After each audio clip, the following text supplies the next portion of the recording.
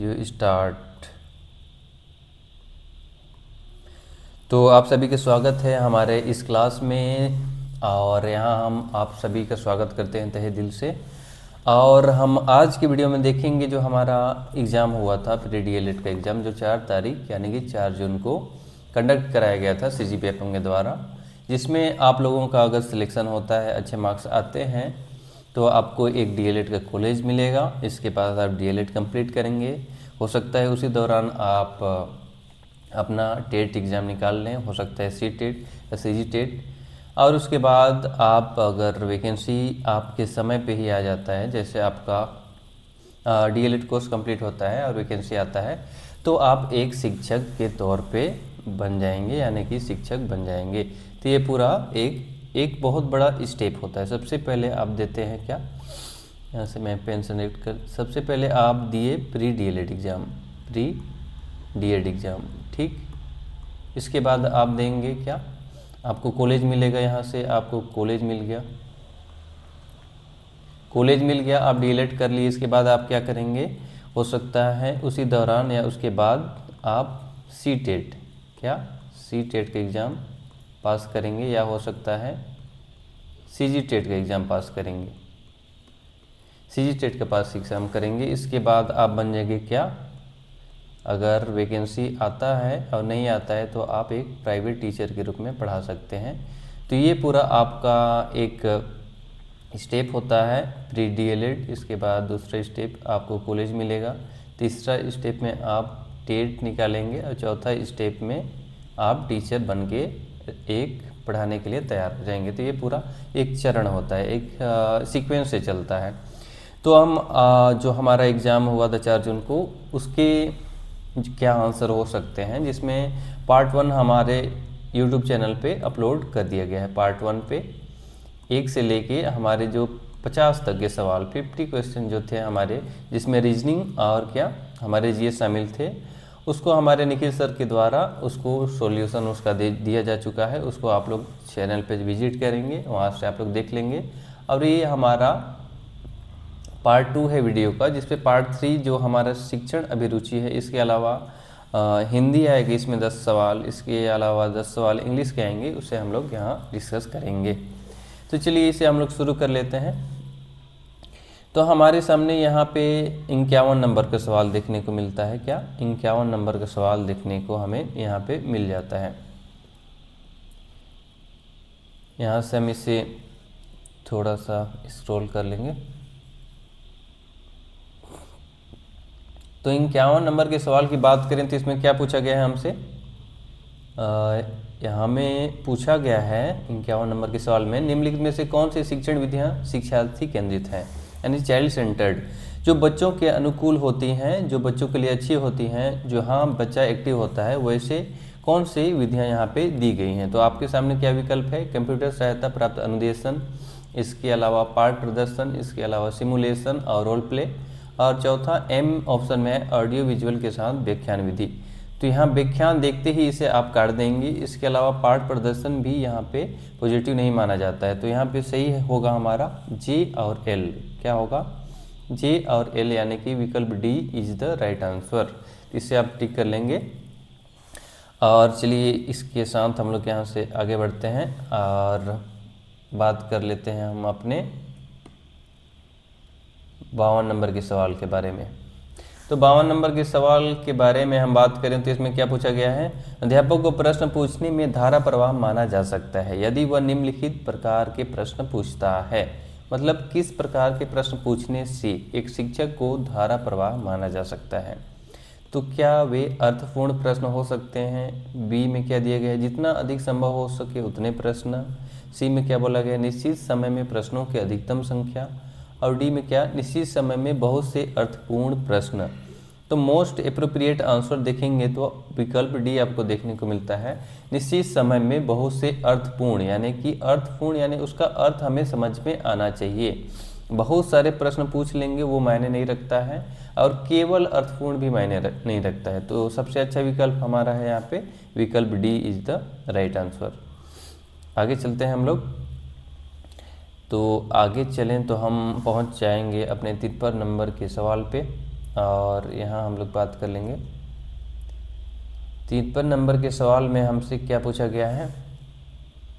चलिए आइए देखते हैं। तो यहाँ हमें पूछ लिया गया है, एक अच्छा अध्यापक अपने अध्यापन में निम्नलिखित में से किस क्रम में व्यवस्थित करेगा। मतलब अध्यापक अपने अध्यापन को, क्या बोला गया है, अध्यापन को यानी टीचिंग को किस क्रम में व्यवस्थित करेगा। तो सबसे पहले हमें क्या होना चाहिए, हमें ऑब्जेक्टिव्स को हमें सामने रखना होगा। मतलब उद्देश्य, हम क्लास में जाते हैं तो हम पढ़ाएंगे क्या, किस तरीके से पढ़ाएंगे, ये हमारा ऑब्जेक्टिव्स यानी कि पहले नंबर पे हमारा ये आ जाएगा। इसके बाद हमें टीचिंग एड्स की यानी कि सहायक शिक्षक सामग्री की आवश्यकता होगी। इसके बाद हम उसे पढ़ाएंगे यानी कि प्रस्तुतिकरण देंगे। इसके बाद हमारे सामने क्या आएगा, मूल्यांकन। चौथे पॉइंट पे हम मूल्यांकन देखेंगे। इसके बाद 5वें नंबर पे हमारा आ जाएगा गृह कार्य। इस तरीके से हमारा सीक्वेंस कहाँ बनता है, एल आ जाता है, इसके बाद एन आ जाता है, इसके बाद एल एन एम, इसके बाद के, इसके बाद लास्ट में ओ आता है। तो ये हमारा ऑप्शन कहाँ मिलता है हमें, L N M K O, विकल्प B is the right answer. इसे आप लोग अच्छे से मिला लेंगे।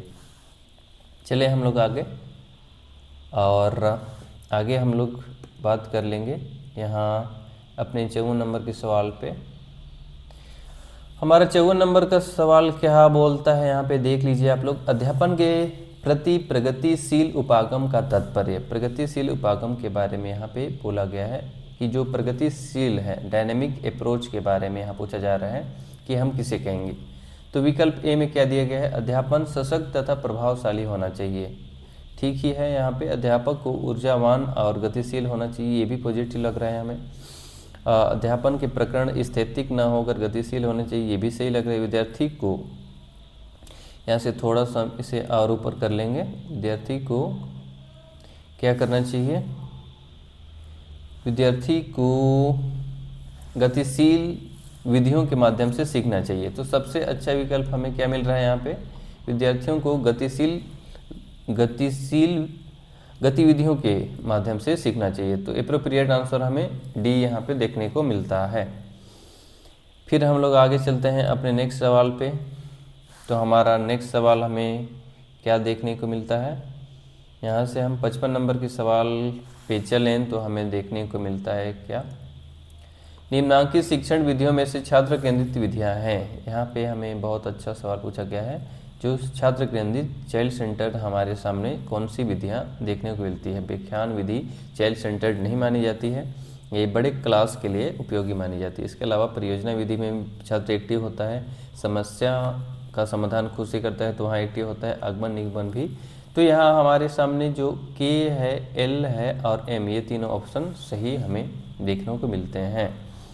तो ये हमारा विकल्प क्या हो जाएगा, यहाँ से हमारा विकल्प हो जाएगा, क्या हो जाएगा हमारा विकल्प, के एल और एम, के एल और एम, यानी कि विकल्प B is the right answer. और आगे चले हम, तो आगे चलते हैं तो हमारे सामने कौन सा सवाल आ जाता है, हमारे सामने आ जाता है यहाँ पे 56 नंबर का सवाल। इसे हम लोग थोड़ा सा क्लियर कर लेंगे।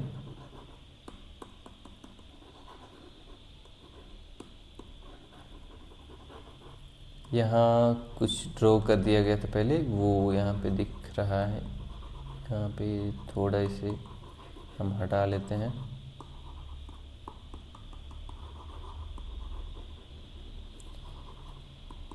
चलिए यहाँ से लगभग बहुत हद तक यहाँ पे क्लियर हो गया था। तो यहाँ पूछा गया है, नीचे दिए गए कथन और कारण, ये कथन और कारण वाले सवाल हैं। व्यवहार में होने वाले परिवर्तनों को यद्यपि हम सीखने की प्रक्रिया से जोड़ते हैं, परंतु व्यवहार में होने वाले कुछ परिवर्तन ऐसे भी हैं जिन्हें सीखना नहीं कहा जा सकता है। ये भी बिल्कुल सही सवाल पूछा गया है, यानी कि ये स्टेटमेंट हमें सही माना जाएगा। इसके बाद यहाँ पे क्या है, व्यवहार में होने वाले परिवर्तन अनुभव और प्रशिक्षण के अतिरिक्त अन्य कारकों अथवा प्रभावों के कारण भी उत्पन्न होते हैं, ये भी सही है। तो यहाँ पे विकल्प ए आर का क्या है, दोनों सत्य हैं, लेकिन साथ में उसकी व्याख्या भी कर रहे हैं। तो विकल्प ए इज द राइट आंसर। आगे चले हम, आगे चलते हैं तो हमारे सामने 57 नंबर का सवाल आता है। और यहाँ पूछा गया है अधिकम में दंड के बारे में कौन सी बात सही नहीं है। यहाँ पे निगेटिव पूछा गया है, यानी कि सही नहीं है, यानी कि जो गलत होगा उसे हमें टिक करना है। तो क्या बोला गया है, यह एक सामान्य अनुशासनात्मक साधन है। विकल्प बी क्या है, यह एक नकारात्मक और कभी कभी नुकसानदायक होता है, कभी कभी नहीं हमेशा नुकसानदायक होता है। और सी की बात करें तो क्या बोला गया है, इसे कभी भी इस्तेमाल नहीं करना चाहिए, इस्तेमाल बिल्कुल नहीं करना चाहिए। और डी को देखें तो इसके खतरों और सीमाओं के बारे में पूरी जानकारी के साथ समझदारी से उपयोग करना चाहिए, ऐसा नहीं है, इससे कभी भी इस्तेमाल नहीं करना चाहिए। सी इज़ द राइट आंसर। आगे चल जाते हैं हम, और यहाँ हमें मिलता है 58 नंबर का सवाल। प्रोजेक्ट विधि के निम्नलिखित चरणों को व्यवस्थित करने के लिए यहाँ पे हमें बोला गया है, और आप सभी 1 मिनट थोड़ा सा वेट करेंगे। मैं कनेक्ट करूँगा यहाँ चार्जर लैपटॉप का, क्योंकि यहाँ पे लो बैटरी है, तो मुझे 1 मिनट का समय देंगे आप लोग।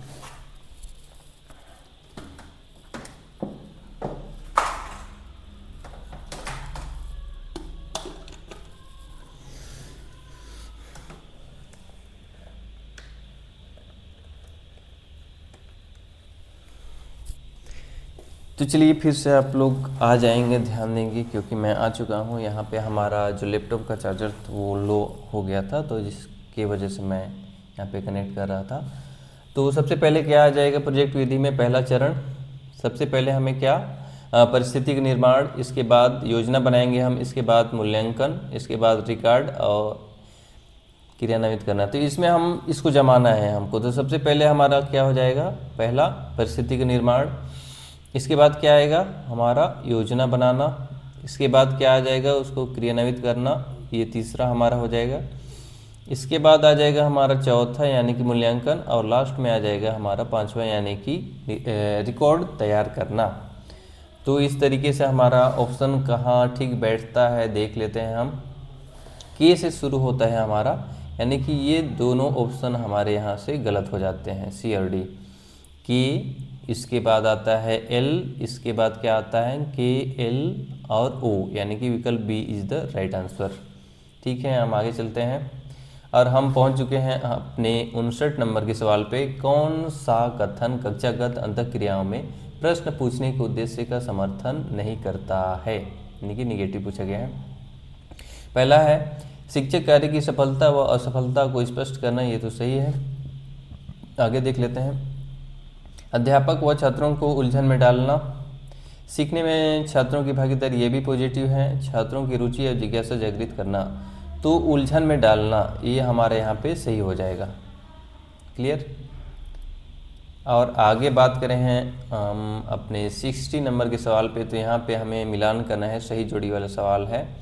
तो अनुकूलित अनुक्रिया सिद्धांत यहाँ पावलो द्वारा दिया गया, ये बिल्कुल सही, सीधा सीधा मिलान है। क्षेत्रीय सिद्धांत की बात करें तो लेनिन द्वारा दिया गया है। व्यवहार सिद्धांत के बारे में बात करें तो हल ने दिया है, और समग्रता सिद्धांत की बात करें तो गेस्टोल्ट ने इसे दिया है। तो यहाँ पे हमें सीधे सीधे देखने को मिलता है 1 2 3 4, यानी कि विकल्प B is the right answer. और आगे चले हम अपने 61 नंबर के सवाल पे। तो प्रयोग प्रदर्शन विधि में पाठ के पदों का सही क्रम पूछा गया है। प्रदर्शन विधि में सबसे पहले आप क्या करेंगे, उसके बाद क्या करेंगे, एक सीक्वेंस में हमें जमा करके बताना है। तो सबसे पहले हमारे सामने क्या आएगा, सबसे पहले आ जाएगा योजना, योजना या तैयारी, ये 1 नंबर पे हो गया। विषय सामग्री का प्रस्तुतिकरण, ये हमारा 2 नंबर का हो जाएगा यहाँ पे। इसके बाद प्रयोग का निष्पादन, ये हमारा 3 नंबर का हो जाएगा। प्रयोग निष्पादन यानी कि परफॉर्मेंस एक्सपेरिमेंट। इसके बाद हम चलेंगे अपने 4 नंबर पे, यानी कि सैंपट कार्य जो आप करेंगे वो आ जाएगा। इसके बाद लास्ट में आ जाएगा हमारा मूल्यांकन या निरीक्षण, हमारा लास्ट में यहाँ पे आ जाएगा। इस तरीके से हमारा ऑप्शन कहाँ से शुरू होता है, 1 नंबर योजना यानी कि एम। ये बहुत आसान सवाल था, इतना हम लोग ये डिस्कस किए अभी कि इसके बाद क्या आएगा। तो आपको सबसे पहले अगर पता होता है कि योजना और तैयारी सबसे पहले आएगा, तो एक ही ऑप्शन में एम से स्टार्ट हो रहा है, तो इसका विकल्प डी मार के आप सीधे आगे बढ़ सकते हैं अगले सवाल में, यानी कि बहुत इजी सवाल पूछा गया था। शिक्षक का नैतिक चरित्र अच्छा होना चाहिए, इससे क्या फ़ायदा होगा? विद्यार्थी पर अच्छा प्रभाव पड़ेगा, ठीक है, ये अच्छा प्रभाव पड़ेगा, मानते हैं हम। समाज में उसकी प्रतिष्ठा में वृद्धि होगी, ठीक है। उसके विद्यार्थी भी अच्छा नैतिक चरित्र विकसित करने का प्रयास करेंगे। यहाँ पे विकल्प सी इज़ द राइट आंसर, ये बहुत अच्छा और एप्रोप्रिएट आंसर देखने को हमें मिलता है। वह कोई बुरा काम नहीं करेगा, ऐसा कोई बात नहीं है कि नहीं करेगा, तो सी इज़ द राइट आंसर। और हम चलें अपने 63 नंबर के सवाल पे, तो हमें देखने को क्या मिलता है। पूछा गया है व्यक्तिगत विभिन्नताओं वाली कक्षा में कौन सी विधि कम प्रभावी है? कम प्रभावी विधि हमें बतानी है। तो क्या डाल्टन विधि है ये, क्या विनेटका विधि है, क्या परियोजना विधि है? तो आंसर होगा हमारा डी, व्याख्यान विधि यहाँ पे कम प्रभावी मानी जाएगी। हम पहुँचते हैं अपने 64 यानी कि 64वें नंबर के सवाल पे। इसमें हमसे पूछा गया है विद्यार्थियों को दी जाने वाली शिक्षा प्रभावी हो सकती है यदि। तो विकल्प ए में बोला गया है शिक्षक को अपने विषय का गहन ज्ञान हो। बी में क्या बोला गया है विद्यार्थी की विषय में रुचि हो। सी में क्या बोला गया है अध्यापन विद्यार्थियों के मानसिक स्तर के अनुरूप हो, ये बोला गया है। और डी में वही पाठ बार बार दोहराना। ये दोहराना कहीं से भी सही नहीं माना जाता है, तो विकल्प सी इज़ द राइट आंसर। ये हमें टिक कर लेना है विकल्प सी को। जिनके सी यहाँ पे सही हो रहे हैं वो मार्क करते जाएंगे। हम पहुँचते हैं अपने 65वें नंबर के सवाल पे। इस पे पूछा गया है एन.एल. गेज, यहाँ पे सन दिया गया 1964 के अनुसार शिक्षण के सिद्धांत द्वारा शिक्षण प्रक्रिया से संबंधित जिन 3 प्रश्नों का उत्तर अवश्य दिया जाना चाहिए वे कौन कौन से प्रश्न हैं? तो इसमें दिया गया है शिक्षक कैसा व्यवहार करते हैं, ठीक है, इसका दिया जाना चाहिए। वे ऐसा व्यवहार क्यों करते हैं, इसके परिणाम क्या होंगे, इसके प्रभाव का जिक्र यहाँ नहीं किया गया है। तो हमारा ऑप्शन बन जाएगा जे, के और एल। जे, के और एल हमारा विकल्प A is the right answer, ठीक है। इसके बाद हम पहुंचते हैं अपने 66 नंबर के सवाल पे। जब सीखने में कोई न तो उन्नति हो रही है और न ही अवनति, ना तो वो बच्चा बढ़ रहा है न बच्चा नीचे आ रहा है, तो क्या है, बल्कि सीखने की प्रगति रुकी हुई है, तो अधिगम की ऐसी अवस्था को हम क्या बोलेंगे? तो इसे अधिगम का पठार बोला जाता है, लर्निंग प्लेट्यू बोला जाता है। विकल्प A is the right answer.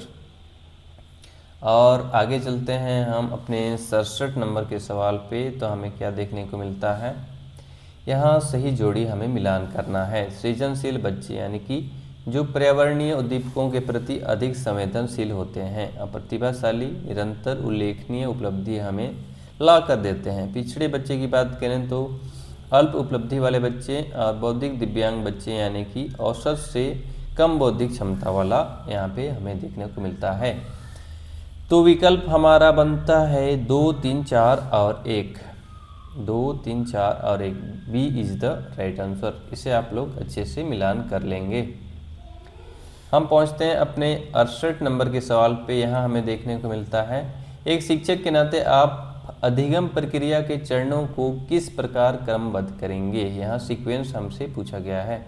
सबसे पहले हमारे सामने क्या आएगा, अभिप्रेरणा यानी कि बच्चों को आप मोटिवेट करेंगे, ये हमारा 1 नंबर पे आ जाएगा।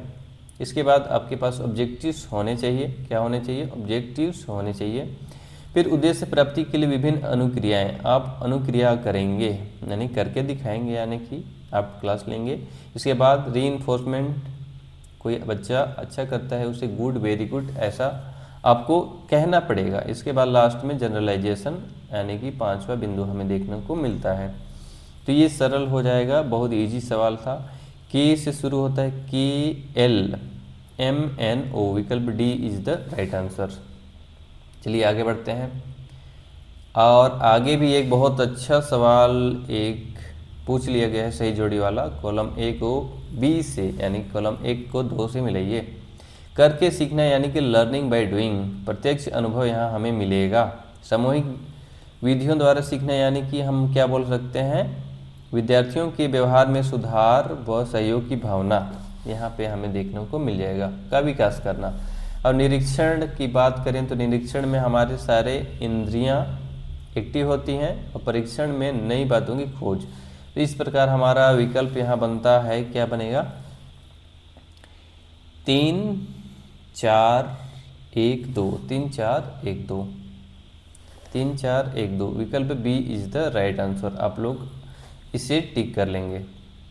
विद्यार्थियों में सामान्य बुद्धि एवं अधिगम क्षमता होने के बावजूद भी अधिगम न हो पाने को किस श्रेणी में रखेंगे?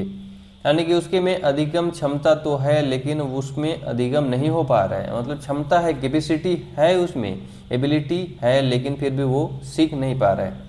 इसे हम लोग अधिगम अक्षमता वाले बालक कह सकते हैं। इसके बाद हम चलते हैं अपने 71 नंबर के सवाल पे। इसमें क्या पूछा गया है? ये सवाल है हमारा कथन और कारण वाला।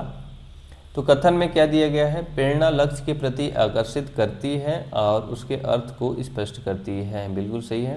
अध्यापन और अधिगम की प्रक्रिया में प्रेरणा आवश्यक है। बिल्कुल दोनों सत्य है, लेकिन यहाँ एक चीज़ ध्यान देंगे कि इसमें व्याख्या ये नहीं कर रहा है। तो विकल्प B is the right answer.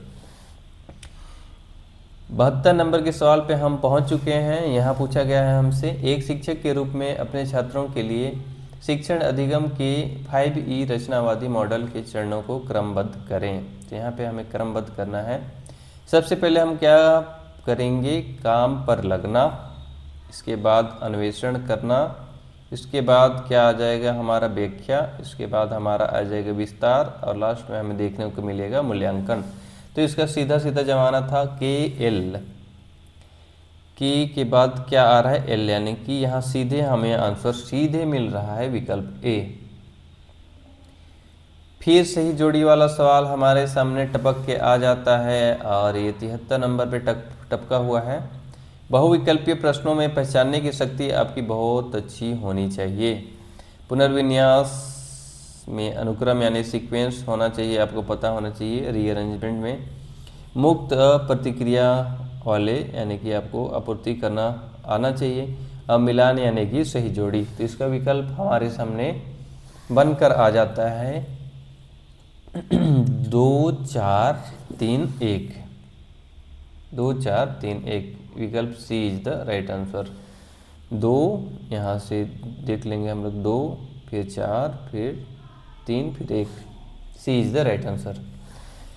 74 number पे क्या पूछ लिया गया है हमसे?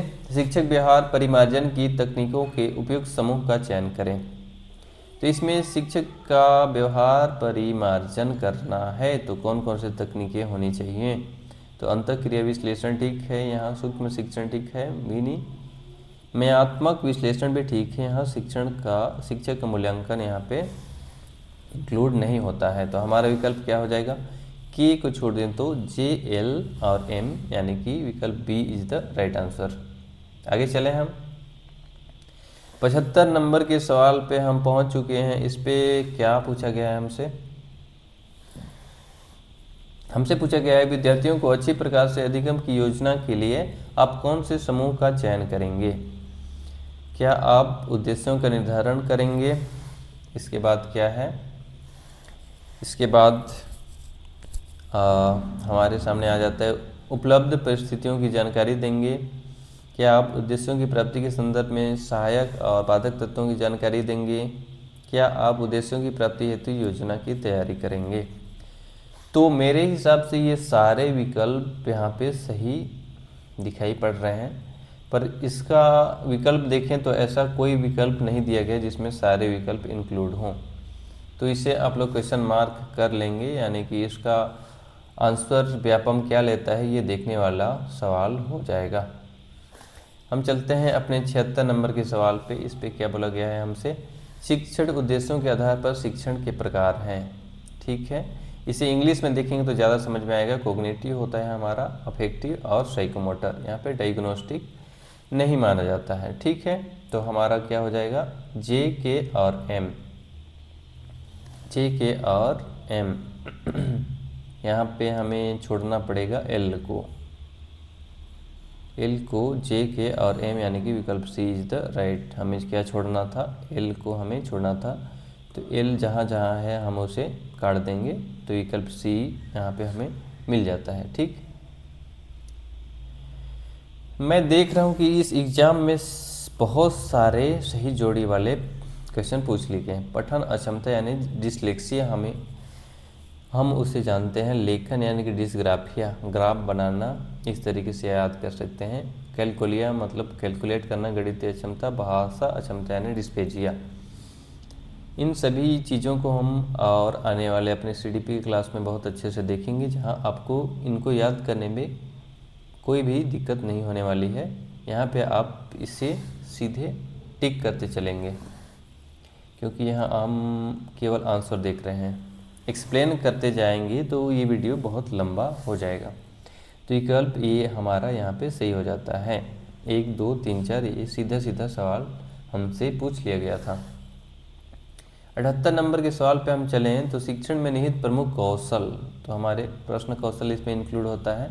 उत्तर कौशल जैसा कोई कौशल हमें देखने को नहीं मिलता है।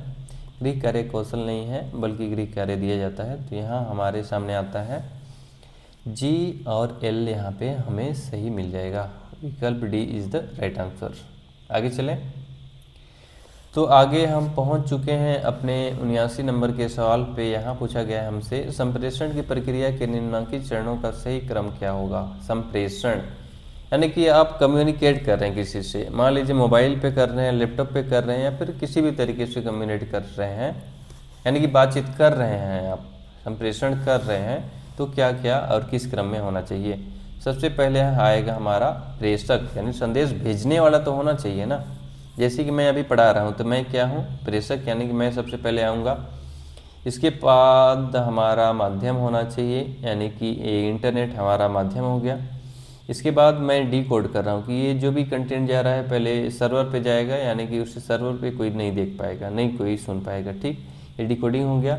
इसके बाद चौथा नंबर हमारा संदेश प्राप्त करता है, यानी कि आप सभी लोग हो जाएंगे। इसके बाद लास्ट में आप कमेंट बॉक्स में या फिर लाइक के बटन में बताएंगे कि ये वीडियो कैसा लगा, तो ये हो जाएगा हमारा फीडबैक।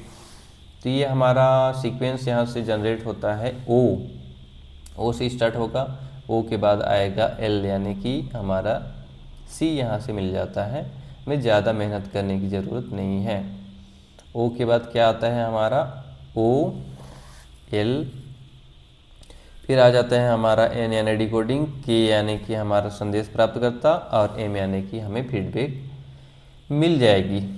तो इस तरीके से हम पहुंच चुके हैं अपने 80 नंबर के सवाल पे। इसमें पूछा गया हमसे गणित के अध्यापन के लिए समय सारणी में किस आवर्त काल यानी कि किस कालखंड का आवंटन किया जाना चाहिए। अंतिम कालखंड, तो अंतिम कालखंड में मैथ पढ़ाना या फिर पढ़ना कोई भी नहीं चाहेगा। पढ़ाना तो मान लीजिए शिक्षक पढ़ा भी दे, लेकिन बच्चे रुचि नहीं दिखाएंगे।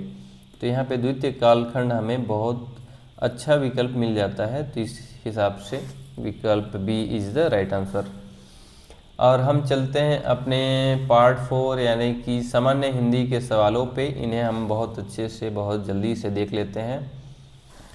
तो हमारा ये 81 नंबर का सवाल यहाँ पूछ लिया गया है। क्या पूछा गया है, गुरु दक्षिणा में कौन सा समास है। क्या गुरु दक्षिणा, इसमें कौन सा समास है। तो गुरु के लिए दक्षिणा, यानी कि यहाँ सीधे सीधे हमें कारक चिन्ह मिल जाता है। तो यहाँ पे हमें तत्पुरुष समान समास दिखाई देखने को मिल जाता है।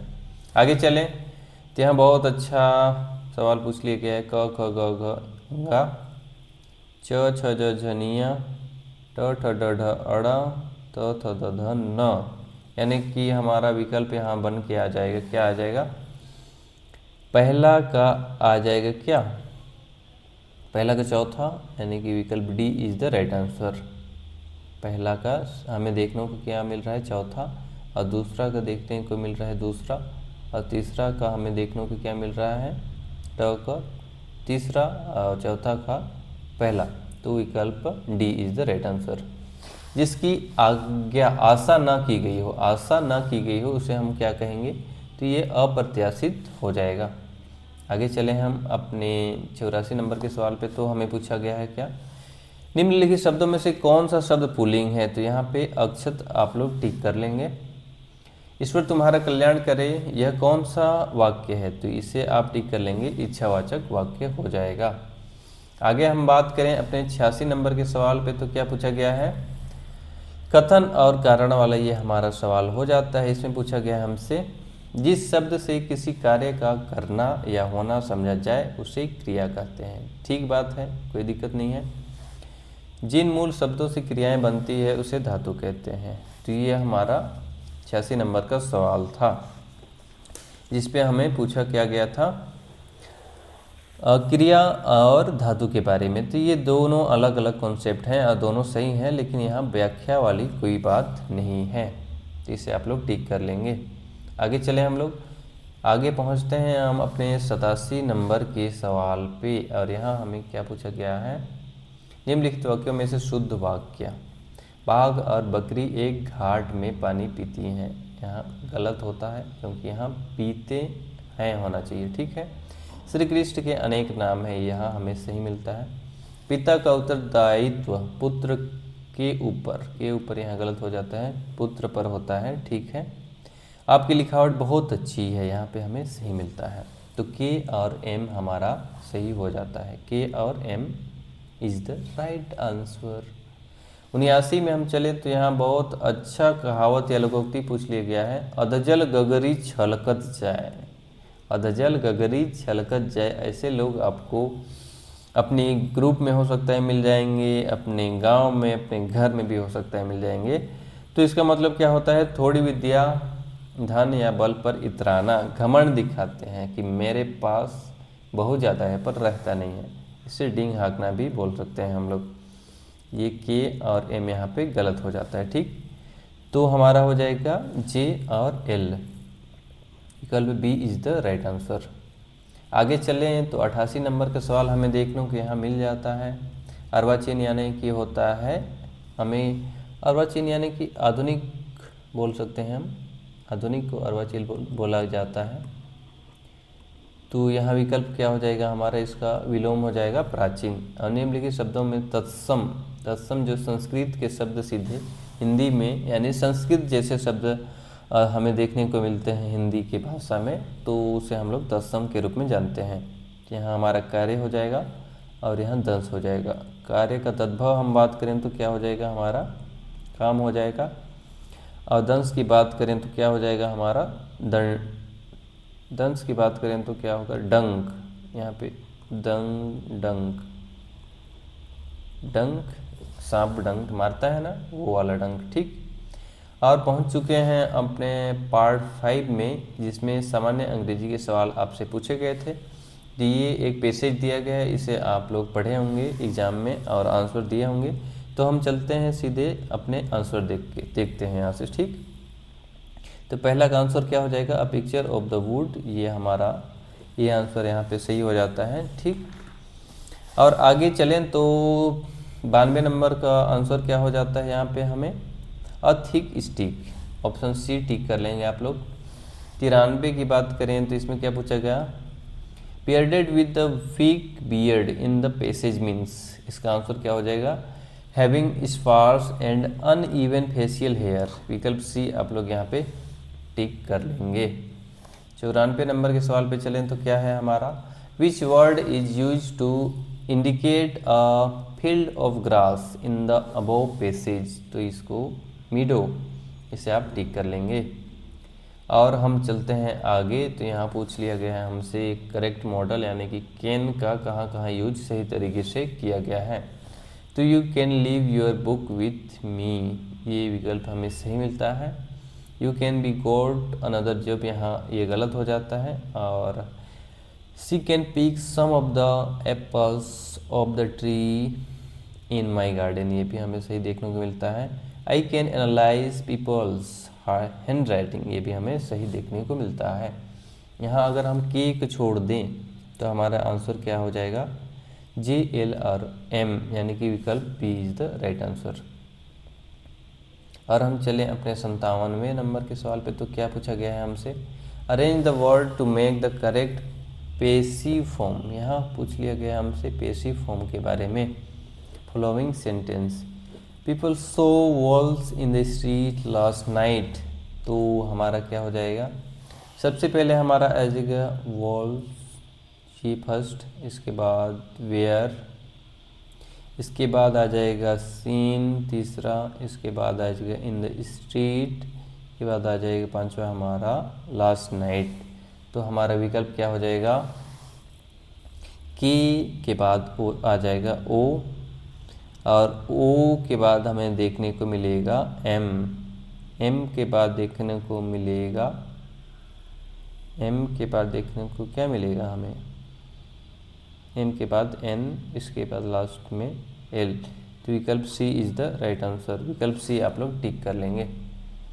और चलते हैं हम अपने 96 नंबर के सवाल पे। उससे पहले हम लोग 97 कर लिए, कोई बात नहीं।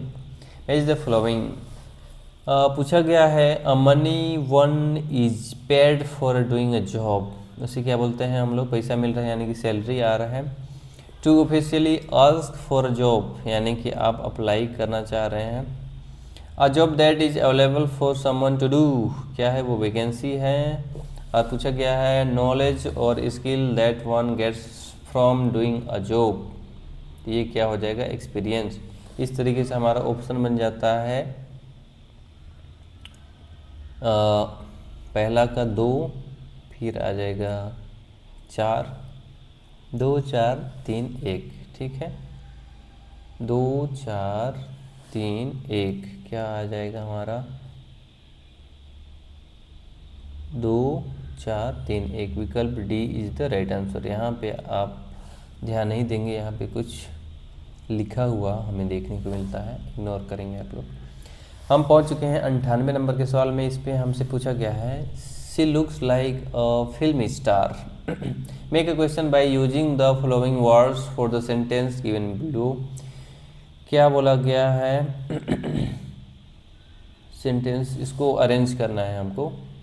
तो सबसे पहले हमें क्या मिलेगा, सबसे पहले आ जाएगा हमारा व्हाट डज, ये पहला नंबर पे, इसके बाद आ जाएगा डज, इसके बाद तीसरे नंबर पे सी, इसके बाद चौथे नंबर पे लुक, इसके बाद पांचवें नंबर पे लाइक। तो क्या ऑप्शन हमारा सेट होता है यहाँ पे, एल के बाद आता है के, इसके बाद आता है एन, इसके बाद हमें क्या देखने को मिलता है, एन के बाद ओ, और लास्ट में हमें क्या देखने को मिलता है, एम। तो हमारा विकल्प क्या हो जाएगा, लास्ट में हमें एम और फर्स्ट में एल देखने को मिलता है। तो ये एक ही विकल्प में ऐसा है, एल एक ही विकल्प में है, तो ये एक ही विकल्प में नहीं, लेकिन एम जिसमें लास्ट में हो तो ये इस विकल्प में हमें देखने को मिल जाता है। तो D is the right answer. इस पेज में या फिर इस पीडीएफ में 2 क्वेश्चन छूट गए हैं, जिसे मैं बता देता हूँ यहाँ पे।